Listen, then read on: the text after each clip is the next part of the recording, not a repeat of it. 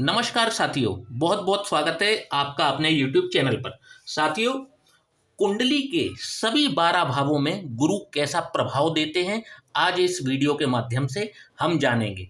पहले जान लेते हैं गुरु के बारे में कुछ विशेष बातें। जैसे गुरु कर्क राशि में 5 अंश पर उच्च के हो जाते हैं, गुरु मकर राशि में 5 अंश पर नीच के हो जाते हैं। सूर्य चंद्रमा मंगल इनके मित्र हैं, शुक्र राहु केतु इनके शत्रु, शनिदेव और बुध देव इनसे समभाव रखते हैं गुरुदेव। साथियों, गुरु कुंडली के नेचुरल बेनिफिक प्लेनेट हैं, नैसर्गिक शुभ ग्रह हैं। जब तक बहुत ज़्यादा पीड़ित ना हो जाएं, ये अपना शुभ परिणाम देना नहीं छोड़ते। गुरु की दृष्टि में अमृत कहा गया है। कुंडली के जिस भी भाव पर गुरु की दृष्टि पड़ जाए, उस भाव से मिलने वाले शुभ फलों में ये वृद्धि करते हैं और नकारात्मक प्रभाव को ये कम करने का पूरा प्रयास करते हैं। गुरु वैसे नेचुरली यदि देखा जाए तो जातक के जीवन में संतान के कारक होते हैं, धन के कारक होते हैं, विवाह के कारक होते हैं, आपके भाग्य और धर्म के भी कारक गुरु ही हैं, क्योंकि गुरु ज्ञान के कारक हैं। और ग्रहों के मंत्रिमंडल में भी ये देवगुरु कहलाते हैं। तो साथियों, आपकी चाहे कोई भी लग्न हो, कोई भी राशि हो, कोई भी फर्क नहीं पड़ता, क्योंकि हम गुरु का प्रभाव बता रहे हैं भाव के आधार पर। तो जान लेते हैं गुरु के बारे में कुछ और विशेष बातें भी।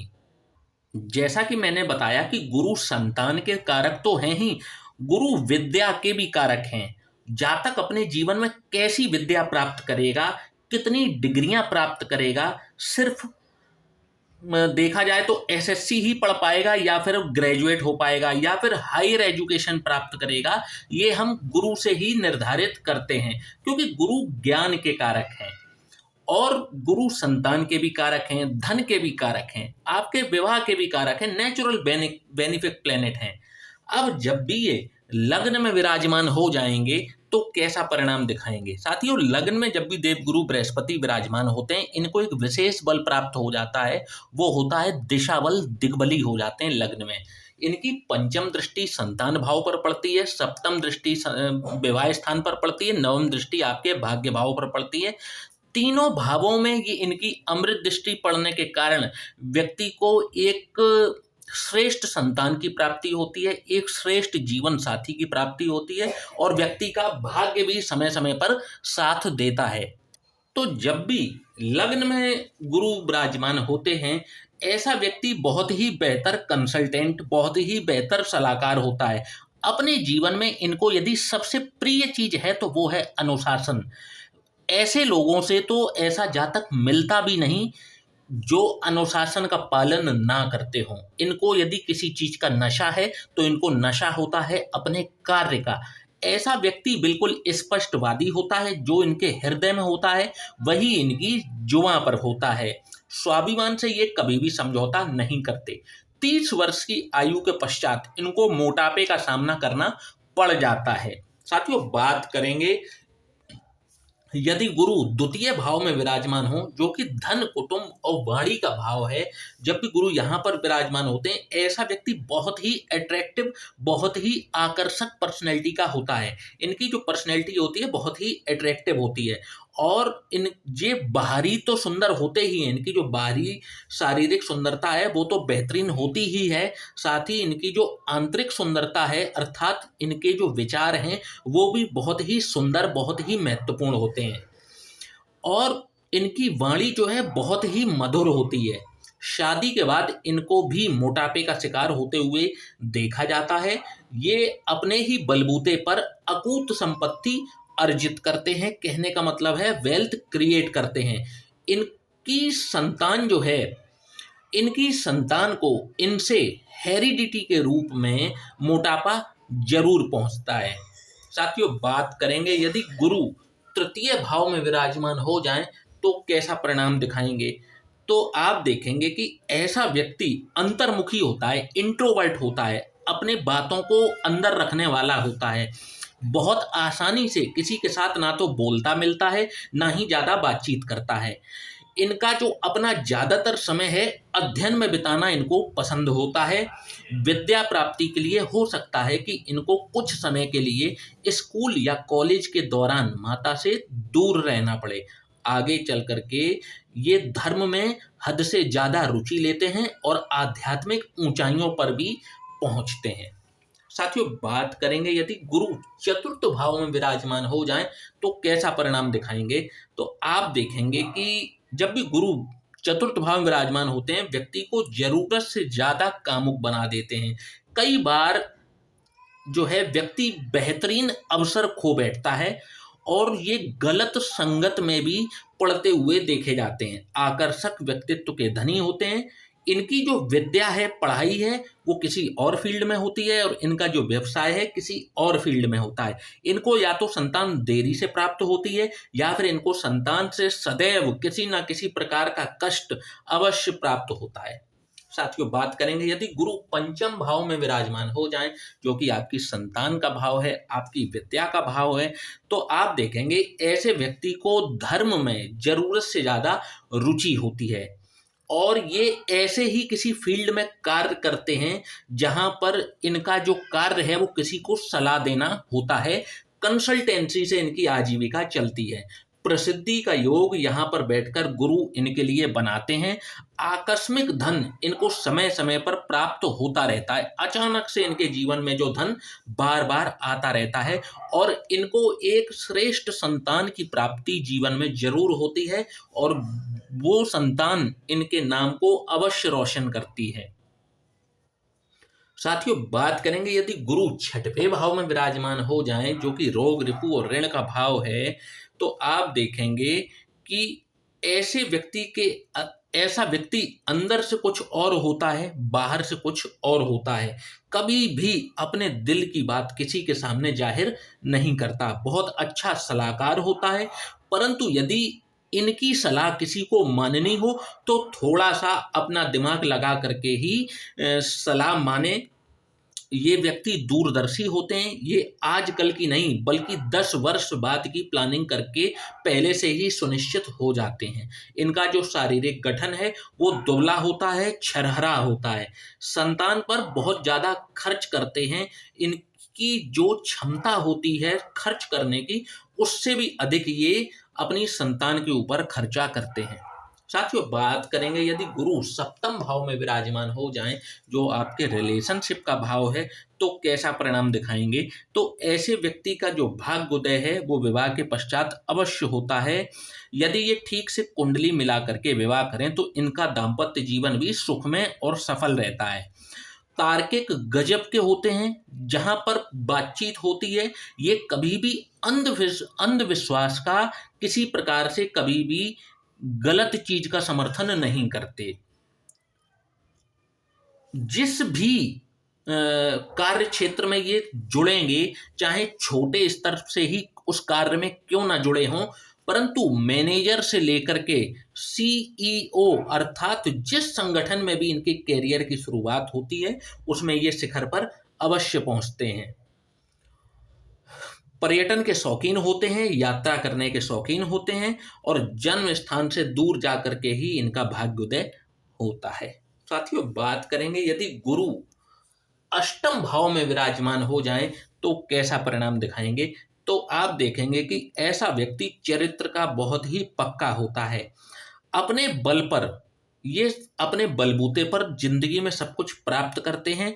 ऐसी चीजों को भी प्राप्त करते हैं जो कभी इन्होंने सोची नहीं होती।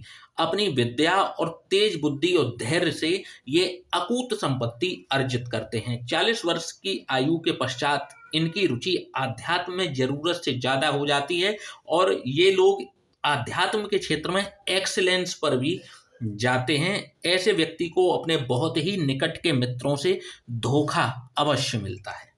साथियों, बात करेंगे यदि गुरु नवम भाव में विराजमान हो जाएं तो कैसा परिणाम दिखाएंगे।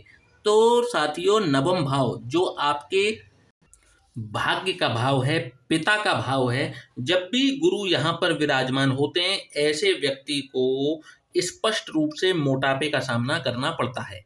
इनका भाग्योदय और मोटापा दोनों ही 30 वर्ष की आयु के बाद में शुरू हो जाते हैं। शिक्षा किसी और क्षेत्र में प्राप्त करते हैं और व्यवसाय या नौकरी किसी और फील्ड में इनकी होती है। सरकारी नौकरी इनको आसानी से लग जाती है, क्योंकि गुरु जब भी नवम भाव में विराजमान होते हैं तो यहाँ पर राजयोग कारक स्थितियां निर्मित करते हैं।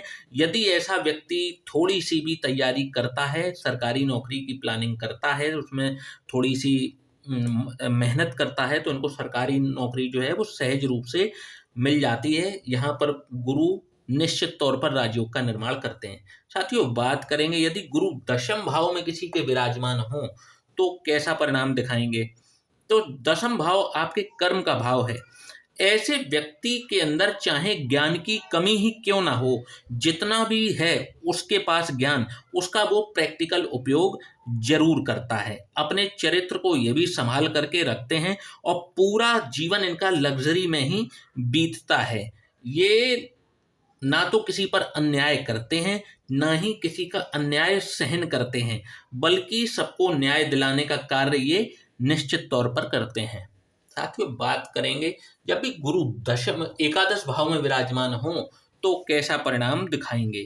तो आप देखेंगे ऐसा व्यक्ति चाहे स्त्री हो चाहे पुरुष हो, सुंदर तो बहुत होता है, परंतु मोटापे की वजह से अपनी सुंदरता खो बैठता है।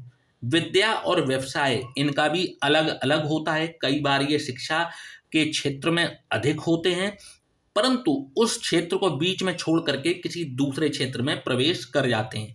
सरकारी नौकरी का इनको भी जरूर प्रयास करना चाहिए, क्योंकि यहाँ पर बैठकर गुरु इनको राजयोग प्रदान करते हैं। शादी के पश्चात इनके एक्स्ट्रा मैरिटल अफेयर होते हुए निश्चित तौर पर देखे जाते हैं। साथियों, बात करेंगे यदि गुरु द्वादश भाव में विराजमान हो जाएं तो कैसा परिणाम दिखाएंगे। तो आप देखेंगे कि ऐसा व्यक्ति आलस्य के कारण कई महत्वपूर्ण अवसरों को खो बैठता है। बातचीत कम करते हैं, मितभाषी होते हैं, कंजूस भी गजब के होते हैं। अपने आप में खोया रहना इनको पसंद होता है। इनको लिखना पढ़ना भी पसंद होता है, किसी ना किसी प्रकार का ये पर्टिकुलर साहित्य स्वयं भी लिखते हैं। यात्रा करने के प्रेमी होते हैं और यहाँ पर बैठकर देवगुरु बृहस्पति आपकी रोग, रिपु और ऋण से सदैव रक्षा करते हैं। तो साथियों, ये था हमारा आज का एपिसोड देवगुरु बृहस्पति के ऊपर। गुरु का कुंडली के विभिन्न 12 भावों में विराजमान हो करके कैसा परिणाम दिखाते हैं। साथियों, एक चीज मैं आपको विशेष रूप से बताना चाहूंगा कि गुरु का सप्तम भाव और दशम भाव, ये 2 भाव ऐसे होते हैं। गुरु जब भी सप्तम भाव में विराजमान होते हैं, ऐसा व्यक्ति बहुत ही धार्मिक भी होता है। मतलब पूजा पाठ करने में ऐसे व्यक्ति को एक अजीब सा आनंद मिलता है। जितनी पूजा करता जाए उसको उतनी ही कम लगती है जब भी गुरु बृहस्पति सप्तम भाव में विराजमान होते हैं। यहाँ पर व्यक्ति को जरूरत से ज़्यादा पूजा पाठ करने के लिए भी रोका जाता है, क्योंकि कहीं ना कहीं व्यक्ति जो है ये उसका ज़्यादा पूजा पाठ जो है वो उसके वैवाहिक जीवन में कहीं ना कहीं एक आनंद की कमी को दिखाता है, क्योंकि व्यक्ति जरूरत से ज़्यादा आध्यात्मिक हो जाता है। इसके बाद में जब भी दशम भाव में गुरु विराजमान होते हैं, क्योंकि नैसर्गिक रूप से दशम भाव शनि का पक्का घर होता है, यहाँ पर गुरु जब भी विराजमान होते हैं, ऐसा व्यक्ति बहुत ही सीधे प्रकृति का होता है, बहुत ही देखा जाए तो सीधा व्यक्ति होता है, और ये स्थिति व्यापार के लिए बिल्कुल भी अच्छी नहीं होती। तो यहाँ पर जब भी गुरु विराजमान हो, ऐसे व्यक्ति को दुनियादारी के हिसाब से एक्टिव होना चाहिए और ये पहचान करनी चाहिए कि कौन व्यक्ति उसका फायदा उठाना चाह रहा है और कौन व्यक्ति जो है उसे फायदा देना चाह रहा है। ये जब तक व्यक्ति परख नहीं करेगा तो दशम भाव का गुरु जो है वो व्यक्ति की सीधाई के कारण इनको ज़्यादा जीवन में पनपने नहीं देता। परंतु यदि यहाँ पर व्यक्ति शनि के गुणों को अपनाता है, चतुर चालाक बनता है और उसको सारी चीज़ें जो है वो शनि के अनुरूप करना शुरू करता है, तो जीवन में बहुत धन भी कमाता है। तो साथियों, ये दो विशेष बातें थी देवगुरु बृहस्पति की सप्तम भाव की और दशम भाव की। आशा करता हूँ कि आज का वीडियो आपको पसंद आया होगा, तो वीडियो को लाइक और चैनल को सब्सक्राइब करना ना भूलिएगा। जय श्री राम।